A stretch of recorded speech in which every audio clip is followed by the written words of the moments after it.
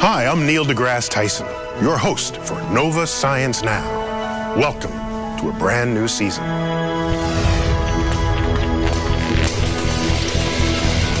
On this episode, I'm blindfolded and taken to a secret location. Where am I? Why? Well, because of what they produce here. Diamonds. The diamonds are 100% real diamond. They are chemically, physically, and optically identical to mine diamonds, with one exception. We grow them. Yes, they're growing diamonds. And not just for bling. Diamonds have unique properties. It's cutting into the ice like a knife through butter. And some say that someday they could even replace silicon chips. Silicon is so 20th century. It's time to move on. But can these man-made diamonds fool an expert? If I have to guess, I would guess this one. Also, we'll profile a game-playing, TV-watching computer science professor who could pass for one of his own students, many of whom he calls dude.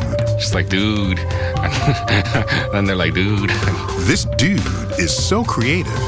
Not only did he invent a key internet program millions of us use every day, but he figured out how to turn this mindless task into valuable work. What can you do when you can get 100 million people working on the same thing? And I think we could do amazing things. And within weeks of the 9/11 terrorist attack, weapons-grade anthrax had been dispersed through the mail. The first thought that most of us had was that this was likely a state-sponsored effort to cause harm in an already chaotic situation. The FBI led one of the most extensive and expensive criminal investigations ever. And it was the new science of microbial forensics that cracked the case. We'll show you how, and more, on this episode of Nova Science Now.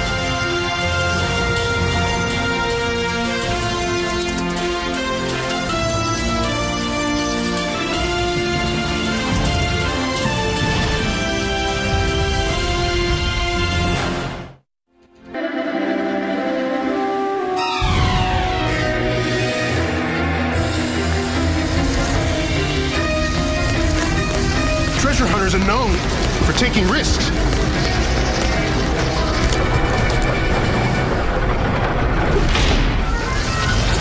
Especially if they're after something as valuable as a giant diamond. These days, big diamonds are in demand, and not just for jewelry. Some think they hold a key to a new age of electronics. Problem is, the right kinds of diamonds are extremely rare in nature and hard to find. Dr. Tyson, we have an answer. Some scientists have a new recipe for diamonds, made not in the earth, but in the lab.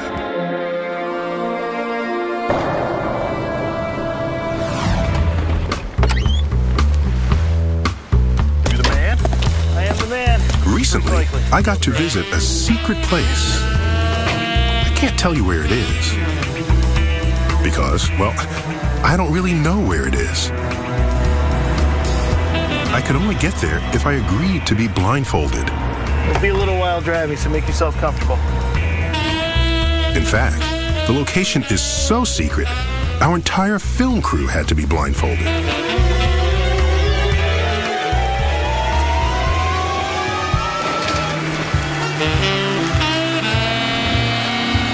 When I finally got to peek, Hello. it didn't look all that unusual.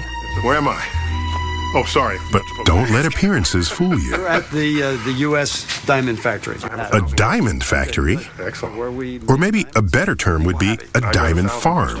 All the excitement's inside anyway. Because, as I discovered, what they're doing in the back rooms of this ordinary office building We're going here first. is actually growing diamonds. The diamonds we grow are 100% real diamond. They are chemically, physically, and optically identical to mine diamonds, with one exception. We grow them. And some of the diamonds they grow here are beautiful. So basically, you're making diamonds in machines like this. But Robert Linares didn't start this company simply to make bling. He wants to make diamonds that will revolutionize technology.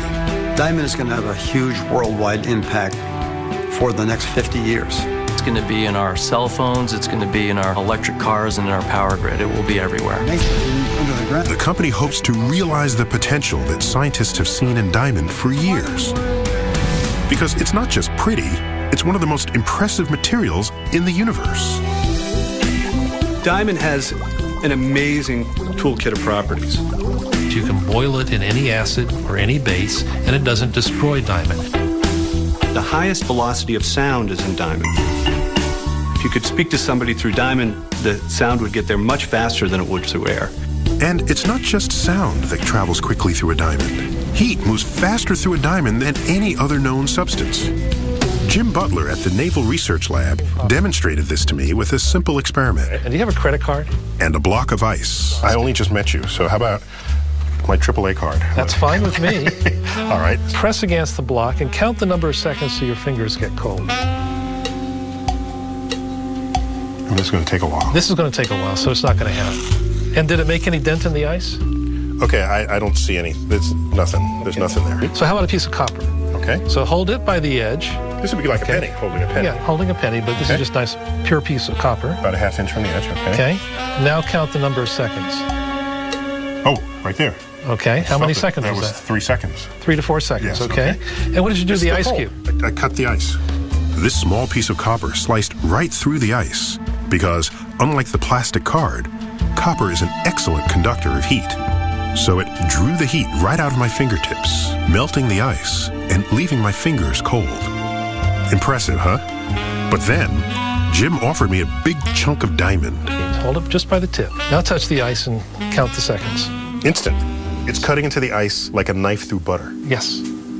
Turns out, diamond conducts heat 5 times faster than copper. All this is possible because of diamond's unusual crystal structure. Pure diamond is made of all carbon atoms, but the carbon atoms have to be arranged in a unique way to give it the amazing properties of diamond. If you arrange the carbon atoms in another way, you get this: graphite, one of the softest materials around. Well, obviously, these are two very different materials. Graphite is black, it's opaque. When we rub it against paper, it comes apart, whereas diamond is transparent, it's hard, one of the hardest substances known to mankind. Diamond has the highest atomic density of any material. So there's more atoms per cubic centimeter than any other material. But diamond isn't just hard. It has impressive electrical properties as well. A centimeter thick plate of diamond can withstand 10 million volts of electricity. Electrical engineers would love to exploit these unique properties. But they've been frustrated by the ones that come out of the ground because they're all slightly different. The reason we cannot use diamonds out of the ground for a lot of technological applications is because no two are alike. They're like snowflakes. Have you ever seen 2 snowflakes that are alike? Well, we've got billions of diamonds that we mine out of the ground, but trying to find 2 that have exactly the same properties is actually very difficult. It all comes down to how natural diamonds form. Most natural diamonds formed billions of years ago, deep beneath Earth's crust, under extreme pressures and temperatures. Volcanic activity transported them to the surface, where we find them today. So the Earth is not a really well-controlled crystal growth furnace. So what happens is you're left with whatever the Earth gives you. You have to then scratch your head and say, what can I do with it? Decades ago, engineers figured out how to make diamonds in giant hot vices. But the process is impractical for making large stones, and it's difficult to produce a crystal that's pure carbon without defects. But what if you could manufacture diamonds and guarantee purity and consistency? Dale, you have to put your... The folks at Apollo Diamond say they can do it. They're one of just a few companies making diamonds using technology known as chemical vapor deposition, or CVD. So to grow a diamond, you have to start with a piece of diamond. So you start with a very thin plate of diamond. It's as thick as a human hair. Here's how it works. They start with thin slices of pure diamond called seeds. The seeds are then placed inside a vacuum chamber. A cocktail of gases is pumped in. Apollo's exact recipe is top secret, but it of course includes gases that contain carbon, such as methane, which are heated to extreme temperatures so they become what's called a plasma. So what temperature is that plasma? That plasma, if you could measure the temperatures, probably 3,000 or 4,000 degrees Celsius. It's about the same temperature of the gas that you'd find at the edge of the sun. The extreme heat breaks apart the gas molecules. And then, through a complex chain of reactions, carbon atoms take their place on the crystal below, following the pattern established by the diamond seed. Over the course of a week or more, diamonds grow bigger and bigger.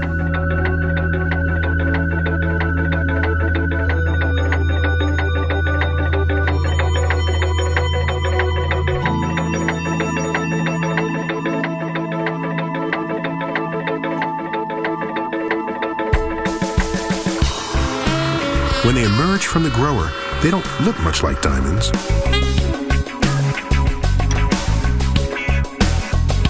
Until they're cut and polished. And then, the diamonds baked up here look great to me, but what would an expert think? To find out, I took a sample to the famous Diamond District in New York City, where I met Ara Arasalanian, who buys and cuts some of the most impressive stones in the world. Sitting in a beautiful piece of jewelry. 50 carat, they would charge you 4 million.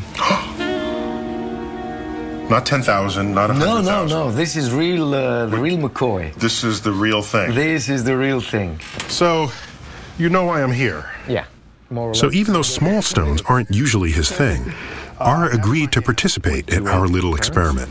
0.29 and 0.3 carats. I showed Ara 3 small cut gemstones. One was grown in Apollo's lab. The 2 others came from diamond mines. So tiny. I'm not used to those. Here. So as I told you, at least one of these is man-made. Let me put this thing on my telescope. Here we go. I see them sparkle from here. Yeah. Guess as all good diamonds should do. They pretty much look the same. Normally I'm a rough guy. I mean, I do the rough diamonds. If I have to guess, well, it's a wild guess. I would guess this one. That's the one I have carats. in my hand. That's the 0.3 carats. Yeah. Yes. The one that is man-made is this one. But I know what I'm saying. I'm seeing here. I couldn't distinguish which one is man-made and the natural.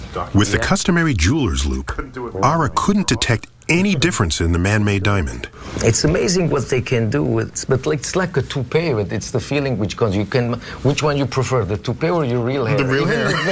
Even if the toupee looks great, I hope I can still sell my goods. More advanced equipment can reveal subtle differences. And Apollo isn't trying to trick anyone. In fact, their man-made gemstones are marked with a microscopic brand, so people who buy them will know exactly what they're getting. But for scientists, what's most exciting about growing diamonds is not how you can make them just like natural stones, but how you can make them different. Because with chemical vapor deposition, or CVD, diamonds can be grown into shapes and sizes nature could never produce. And you can tinker with the recipe. In CVD diamond, we can actually control how we grow the diamond, so we can engineer the material to have the property match the application that we need. For example, add a little bit of the element boron to the carbon gas mixture, and you get a blue diamond. That's where the famous Hope diamond gets its distinctive color. But boron does more. So when you put the boron in, it not only makes the diamond blue, it also changes its electrical properties. So diamond with no boron, perfectly pure diamond, basically you can't get any electricity to flow through it. When you put boron in, you can now get electricity to flow through the diamond. And this is an essential component if you want to make an electronic device. Today, most electronic devices, from computer chips to televisions, are built from silicon. But silicon has its limits. Silicon is so 20th century. It's time to move on. Silicon has some fundamental drawbacks. It fails when it gets hot. Somewhere around the boiling point of water, it starts to break down. It's not able to process information anymore. Well, it turns out that there are a number of features of diamond which blow silicon out of the water. So take an electric train. Today, these modern machines carry tons of silicon transistors to manage the high-voltage electricity coming into the train. But what if you could make those transistors out of diamond instead? Diamond can come to the rescue. Diamond has the ability to switch much higher frequencies, much higher voltages. Then all of that electronics could be simplified, the weight could be removed. You could envision that your train, instead of having 1 to 2 tons of electronics per rail car, might have only 50 pounds of electronics per rail car. And a lighter train is more energy efficient. The field of diamond electronics is in its infancy, and a lot more work needs to be done before diamond starts replacing silicon. But the potential is there, and the diamond growers have big dreams. Diamond switches that can improve our aging electrical grid. Diamond windows for spacecraft. And who knows what else? Mother Nature was the only manufacturer of diamond for a really long time. And that's what's so exciting about a material like diamond, is because it's kind of been kept in a little treasure box for a long time. And now we've just begun to open that treasure box, and all of the possibilities which come with it are beginning to emerge as well.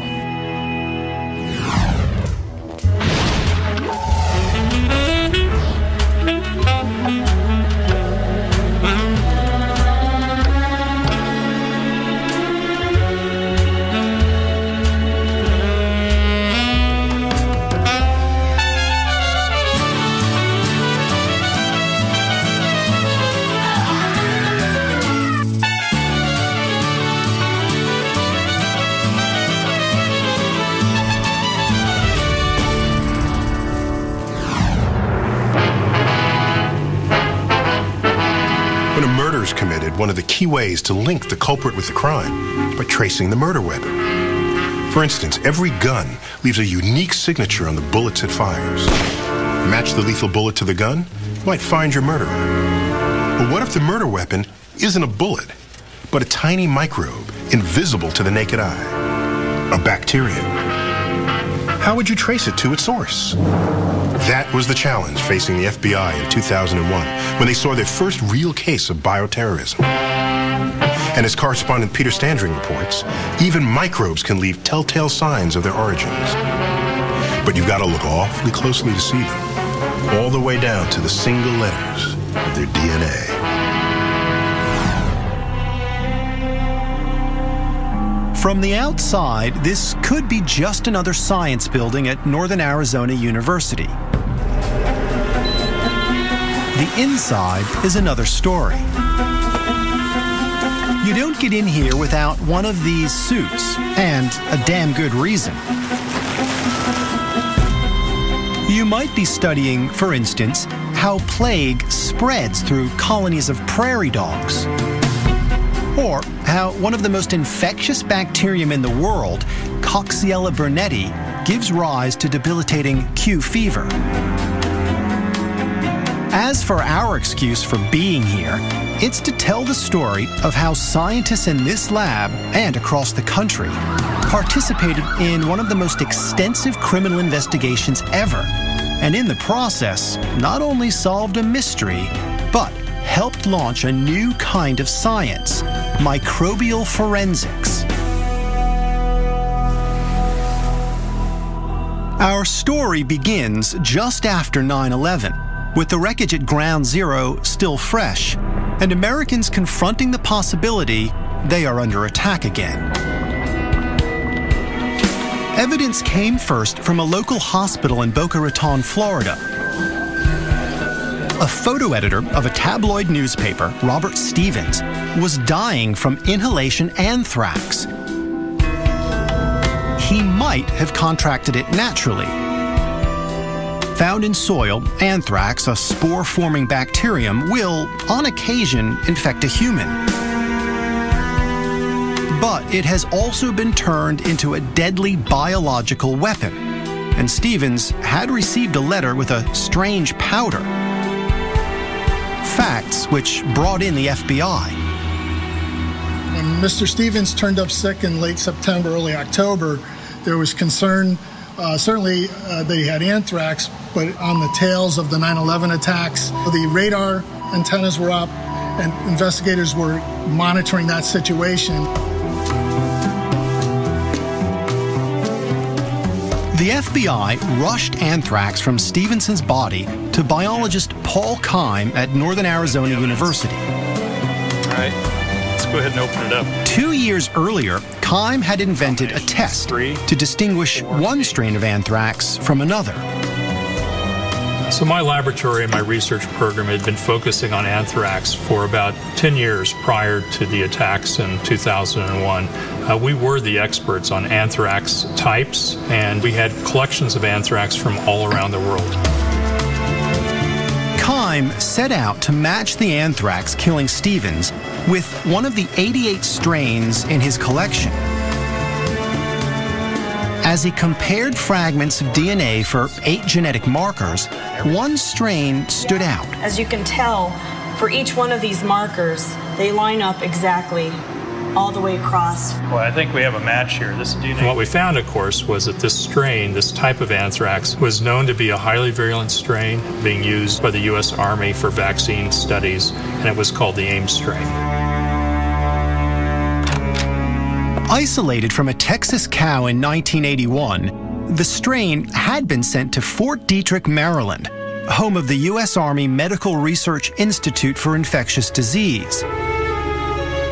But it didn't stay at U.S. AMRID. Researchers, intrigued by its virulence, passed it from lab to lab, which made a lab the most likely source of Stevens's infection. And for people who study the biological weapons problem, the first thought that most of us had was that this was likely a state-sponsored, intentional effort to cause harm in an already chaotic situation in the United States.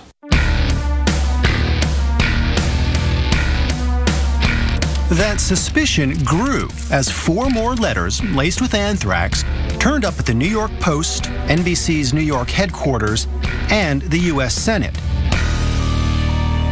The enclosed notes seemed to leave no question about their origins. By late November, 22 people had been infected. 5 were dead. It seemed certain terrorists had acquired anthrax, weaponized to disperse easily. But from where? We might never have known, except for one crucial development. Now, if you think back to those dark days in 2001, you may recall that the anthrax attacks and 9/11 weren't the only events making headlines. In fact, a huge scientific achievement, only recently considered impossible, was shining just over the horizon. Scientists stood on the verge of reading the entire human genetic code, or genome. 3 billion letters of DNA, represented here by A's, C's, G's, and T's. Together, these 4 chemical letters spell out instructions for making every living thing. Since the DNA of other species was also being read, the FBI began to wonder if the new science of genomics might hold the key to the anthrax mystery. They approached the Institute for Genomic Research in Rockville, Maryland. Known as Tiger, the Institute had already decoded the DNA of several microbes. And the work that we proposed was to do an initial comparison between the DNA sequence from the anthrax bacterium that killed Mr. Stevens and the original Ames anthrax bacterium that was collected in 1981. Never before had 2 entire genomes of a species been compared at every unit of their DNA. It meant matching up 5 million chemical letters, over 5,000 genes. The hope was that the Ames strain had mutated as it passed from lab to lab. And those mutations could be used to identify where the attack anthrax had come from. While Tiger went to work, the FBI began to collect samples from all the labs working with Ames anthrax. We went to the CDC to identify all the laboratories that were authorized to work with pathogens. We went to publications to identify individuals who had worked with anthrax. At some point in early 2002, we'd identified a total of roughly 99 labs, worked our way down to where we end up with 16 domestic labs and 3 foreign labs. After months of work, investigators at Tiger could finally compare the 2 Ames genomes, the original sample from the cow and the anthrax used in the attacks. So to our disappointment, when we finished those 2 genomes, $250,000 spent on each one, and we just did not find any difference. Essentially, all 5 million plus letters in these 2 genomes were identical. And at that point, I think the same thought was running through everybody's mind, and that was that perhaps this was going to end up as a dead end. And there, our story might have ended, except that 1 month later, a researcher at US Amarid, using the sort of sharp-eyed observation that Sherlock Holmes would have admired, noticed something almost unnoticeable. Among the colonies of attack anthrax being grown in petri dishes, the color and shape of some looked slightly different. And we thought this could be the way to crack the case. We knew that those differences had to be linked to a genetic difference, and we went after those genetic differences. 4 types of odd-looking colonies, known as morphs, were separated out so their DNA could be extracted and sequenced.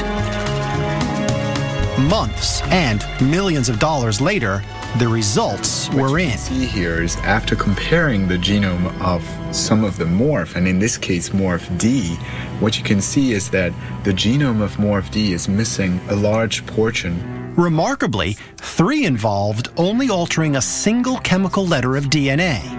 If you look at morph A, we change from a C to an A.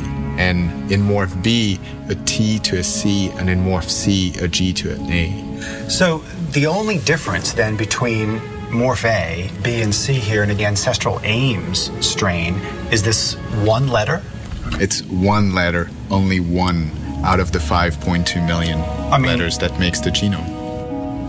That's a very subtle change. Extremely subtle, and a lot of people, when we looked at it, could have said it's just an error in a sequencing. So this was the beginning of being able to trace back the attack anthrax to its origins. Exactly. We finally had a combination of signature that was extremely unique to the anthrax used in the attack. Searching for 4 mutations, the FBI began testing the samples it had collected from labs working with Ames anthrax. It turns out that only 8 out of the nearly 1,100 samples contained all 4 of the genetic mutations that had been associated with the anthrax sent through the mail. We then went back to those researchers, investigated the source of those samples, and determined they all came from a particular spore sample known as RMR 1029. The flask labeled RMR 1029 was traced to an Army lab at US Amarid. Its keeper, a senior biodefense researcher named Bruce Ivins. Was he the perpetrator? Ask the FBI, and you will hear no doubt. I can say with certainty that every member of the task force is convinced it was Dr. Ivins, and unfortunately, we're never going to get our day in court. The reason? Ivins committed suicide after he became the prime suspect in the case. But others doubt Ivins could have made the anthrax used in the attacks. It's not easy to do openly, particularly in a place like US Amarid, where there are many people around and where I think there's a very strict protocol associated with working with any dangerous pathogen. More Moreover, not a single spore was ever recovered from Ivans's property. I don't think the science will ever be able to say who the perpetrator was. The best the science would ever be able to do would be to lead investigators back to a potential source.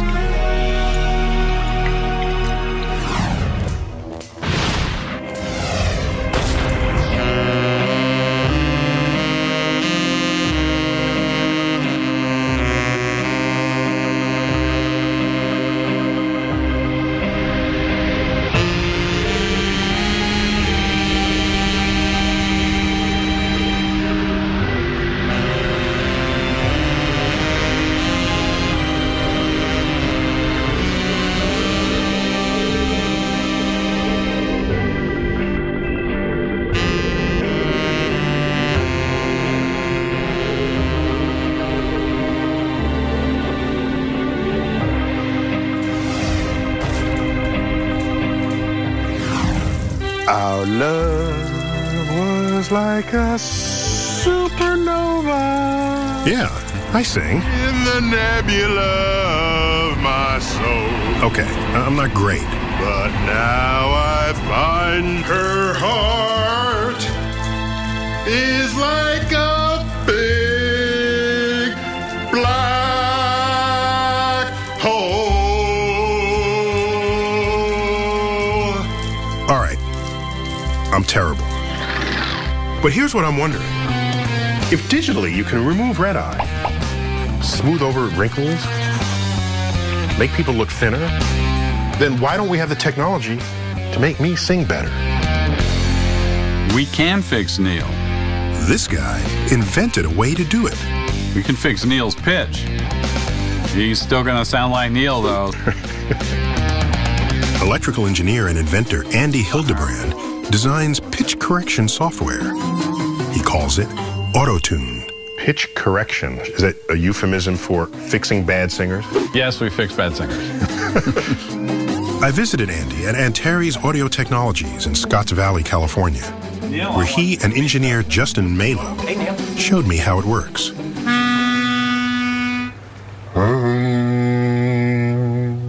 Great. There you go. You did that. That wavy line represents the exact frequency of my voice. This line shows where a perfect A should be. So not too bad. He's right dead nuts on in tune. Look at that. So how does a computer know that? When you hear A, you're hearing 440 vibrations per second. So somebody at the beginning of time said 440 vibrations per second is an A. A. Okay. A. So if you sing or play a pitch at 440 cycles per second, the computer calls it an A, and it rests on this line. B flat would go on the line above it. G sharp below. And so on. But now I find her heart. When you're out of tune, the notes don't fall so neatly on the lines of the grid. That's awful. Well, it's creative. It's creative, okay? Supernova. Those lines are me singing the word super. Supernova. My pitch is all over the place. If anything, it's closest to this note here. Neil, you sang an F, which normally is okay if you're in the key of F, and we're not. So we moved your F to an E. Supernova. So Justin gently nudges it down to where an E would be. Supernova. You're changing the frequency of the sound that came out of my vocal cords. Actually, yes. Christmas, Christmas. Changing pitch isn't new. You can change someone's voice by fast-forwarding on a tape recorder. But you'd sound like, well, a chipmunk. Pitch correction software lets you change the pitch while keeping the essential tone of a voice the same. And so, although few engineers are willing to admit it, pitch correction software like Auto-Tune has become an indispensable tool in most recording studios. It's been used by a lot of people. Madonna. Celine Dion. You got one heart, you are following. Reba McEntire. uses it live? Starting over again. You're telling me a singer can sing into a microphone a bad note and out the speakers comes a good note? Yes. Now that's evil. To modify something isn't necessarily evil. My wife wears makeup. Is that evil? Is that okay, honey? Evil or not, the recording industry kept auto-tune on the down low. The secret popped out of the bag when Cher did Believe. Do you believe in life after love? I couldn't believe it. Rather than gradually and naturally reaching up to each note, like this, Cher's producer forced auto-tune to jump suddenly from one pitch to the next. That's just some knob that you turn. Yes. All right. And we can turn this knob to 0, which means move instantaneously to the new pitch. And so if we do that, your voice would sound like this. But now I find her heart. Did you plan for people to use it that way? No. Oh, okay. No, I didn't think anybody in their right mind would ever use it that way. Well, a lot of artists do. She got me doing the dishes. Anything she wants for some kisses. I was young and in love. She might be with him, but she's thinking about me. But it's mostly used to tweak out-of-tune performances, a kind of cosmetic surgery. In my case, though, more like triple bypass. Try to change this to the key of C. And moving the traces of my voice up in pitch or down. Supernova. Justin coaxes me into tune. Supernova. It took several hours. Of my soul. How well did it work? You be the judge. Our love was like a supernova in the nebula of my soul. But now I find her heart is like a big black hole.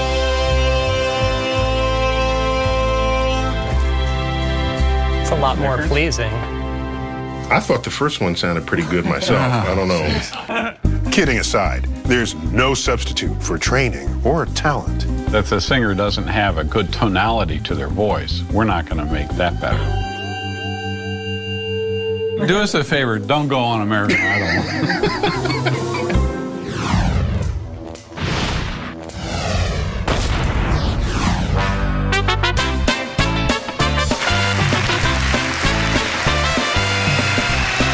Welcome to Find That Robot, the show where our electronic bachelorette tries to guess which of our 3 mystery contestants is not human.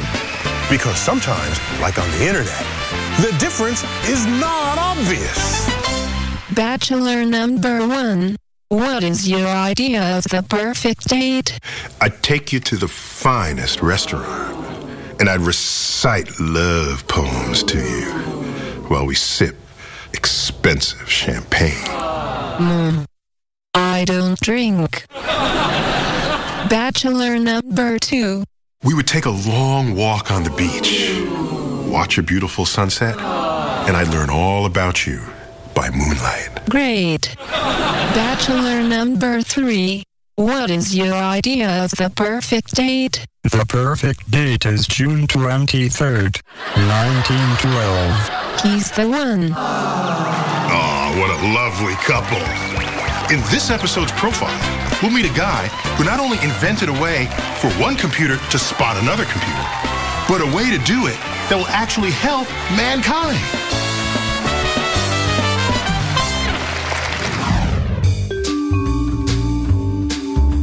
Luis Van Ahn may seem like a slacker.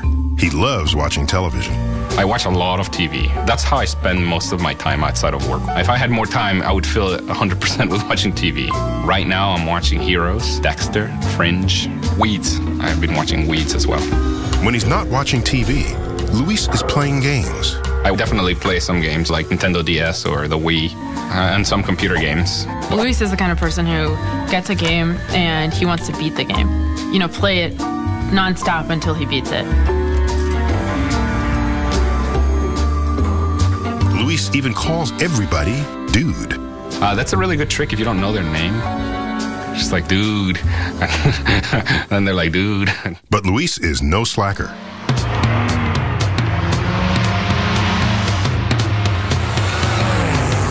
He's a hotshot Carnegie Mellon computer science professor. He drives a Porsche, and at age 30, he's quickly raced to the top of his field. You may have read about him, and you've almost certainly used his cutting-edge computer programs. So when Luis watches TV and plays games, he's actually doing serious research. I don't think it's relaxation for him. In fact, I've never known him to relax. He is a sponge, just trying to understand what motivates this social animal, which is the masses.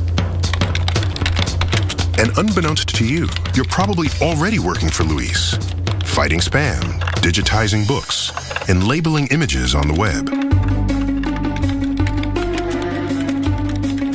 You're part of Luis's master plan to mobilize the largest workforce in the history of mankind, the hundreds of millions of people who use the internet. One of the things that I'm trying to figure out is what can we do with this many people? What can you do when you can get 100 million people working on the same thing? And I think we could do amazing things. As for the source of his ideas, Luis is a human think tank. I guess I'm a big pacer. I pace when I do most things. So yeah, when I'm trying to think or solve a problem, I pace around. Anytime he has a problem and he's sort of ruminating over the problem, that's what he does. You would see him walk up and down that hallway 20 times a day. He can take a problem that seems impossible and just sort of see the solution, see through it. I have multiple ideas per day, all the time. The vast majority of these are completely idiotic. Usually I just sit on the idea for several months, and if I have not decided that it's idiotic, then it might be a good idea. Luis's first big idea came when he and his advisor, Manuel Bloom, were approached by Yahoo. The chief scientist at Yahoo told us he had a problem. The problem was spam, and it was clogging up Yahoo. Spammers needed a vast number of email accounts to send their spam, and they were using automated computer programs to sign up for them. Spammers were writing programs to obtain millions of Yahoo email accounts every day because they wanted to send spam. Luis and Manuel needed a way to tell the difference between a well-meaning Yahoo subscriber and a malicious spam computer program. We came up with this idea of trying to give a test to figure out whether it's a human or not. It's got to be a computerized test given to humans and computers. So the computer must be able to grade a test that it cannot pass. You know, it looks paradoxical. What Luis and Manuel developed was CAPTCHA, a secret password that people can read, but computers can't. The computer can take some characters and it can put them on a rubber sheet, and it can then stretch this sheet and pour paint on it and change the looks of these characters to the point where it can no longer see the original characters, and then can put it out there knowing that humans are still very good at being able to recognize this. So using CAPTCHA, people could sign up for Yahoo accounts, but automated spam programs could not. CAPTCHA has spread across the web and is now used by most major websites. CAPTCHA's had this amazing impact. There are fairly good estimates that more than 750 million different people in the world have solved at least one CAPTCHA. Luis's resourcefulness and his quest for efficiency go back as far as he can remember. As a boy growing up in Guatemala, where his family owned a candy factory. I think growing up in a candy factory has influenced me. It's quite a complex process, the machines of making the candy and wrapping it and everything. I always wondered how all those machines worked. At the age of 7, Luis even built his own machine to do his homework faster. I was taking a penmanship class. The assignments were to draw a lot of ovals, like a gazillion ovals, and that was really boring. So what I did is I put like 5 pens together. I was just using that one thing with the 5 pens, and it was going 5 times faster. Of course, I got caught. But It was great while it lasted. Doing my homework in 20 minutes as opposed to an hour and a half. 20 years later, Luis applied the same kind of efficiency to the time wasted typing in CAPTCHAs. I started feeling bad because each time you type a CAPTCHA, those squiggly characters, essentially you waste 10 seconds of your time. And if you multiply that by 200 million, you get that humanity as a whole is wasting like 500,000 hours every day typing these annoying CAPTCHAs. I started thinking, is there a way in which we can use this human effort for something that's good for humanity? Can we make good use of those 10 seconds of your time? Luis struggled with this question. And then he got involved with an even bigger project, putting all the old books in the world onto the internet. There's a lot of projects out there trying to digitize books. So Google has one, the Internet Archive has another one. But there's a problem. Many of the books are old and faded, so when computers scan them, they don't recognize many of the words. For things that were written before 1900, between 30 and 40% of the words, the computer is going to decipher wrong. They were written at a time when the type didn't line up always nicely, and what remnants we have of it are smudged. Luis's solution was to take those hard-to-read words from old books and use them as CAPTCHAs. But this raised a new problem. The computer would now present a word that it could not read in the first place. The computer didn't know what the answer was. How is it to be able to tell what the right answer is? Luis found a solution: to combine the word from an old book with a traditional CAPTCHA generated by the computer. We'll give two tests, one that we know the answer to, one that we don't. And if the person can solve the one that we know the answer to, then we'll assume they can solve the one that we don't. They called it reCAPTCHA. Now, every time you type a CAPTCHA, you may very well be working for Luis, transcribing an old book. Today, on the order of 125 to 150 books per day are being digitized because of reCAPTCHA. It's an amazing thing. And it's not just books. reCAPTCHA is also transcribing the entire back archive of the New York Times. The New York Times has this huge archive of 130 years of newspaper archive there, and we've done maybe about 20 years so far of the New York Times in the last few months, and I believe we're going to be done next year by just having people do a word at a time. With CAPTCHA and reCAPTCHA under his belt, Luis was a hot commodity when he graduated with his PhD from Carnegie Mellon. He became this kind of sensation. People immediately understood that there was something very new here. I had offers from Microsoft and Yahoo and all kinds of companies. For the Microsoft offer, they even had Bill Gates call me. But Luis wanted to become a professor. I did turn my back on a lot of money, but in the end I decided that I liked the academic job better. Just days after taking a teaching job at Carnegie Mellon, Luis won the $500,000 MacArthur Fellowship. When I found out that I had won the MacArthur Fellowship, I had been a professor at Carnegie Mellon for a week. I probably shouldn't be saying this on TV, but I stopped worrying about tenure.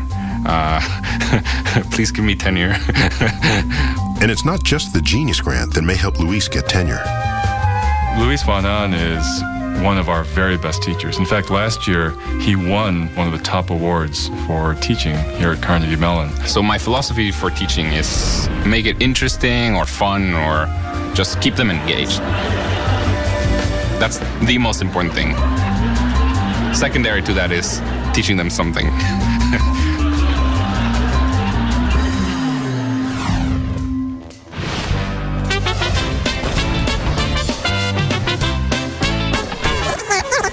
The perfect date is June 23rd, 1912.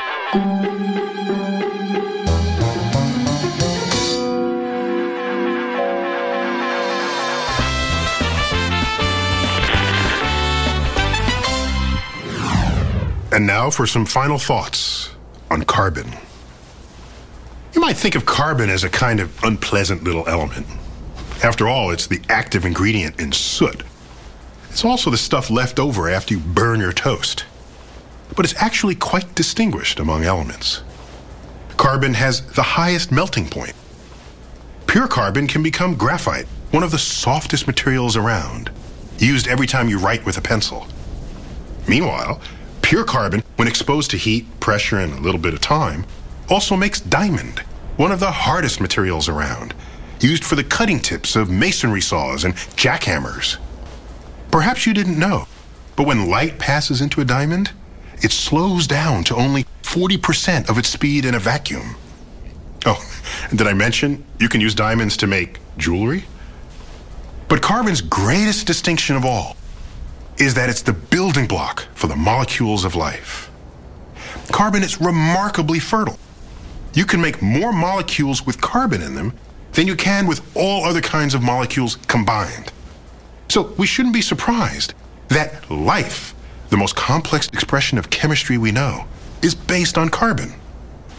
And because carbon is the third most abundant chemically active ingredient in the universe, right after hydrogen and oxygen, we're given every reason to presume that yet to be discovered life elsewhere in the cosmos would be based on carbon as well. So what would we do? Where would we be without carbon?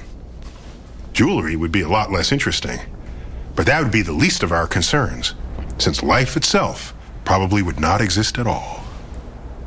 And that is the cosmic perspective. And now we'd like to hear your perspective on this episode of Nova Science Now. Log on to our website and tell us what you think. You can watch any of these stories again, download additional audio and video, explore interactives, hear from experts, and much more. Find us at pbs.org. That's our show. We'll see you next time.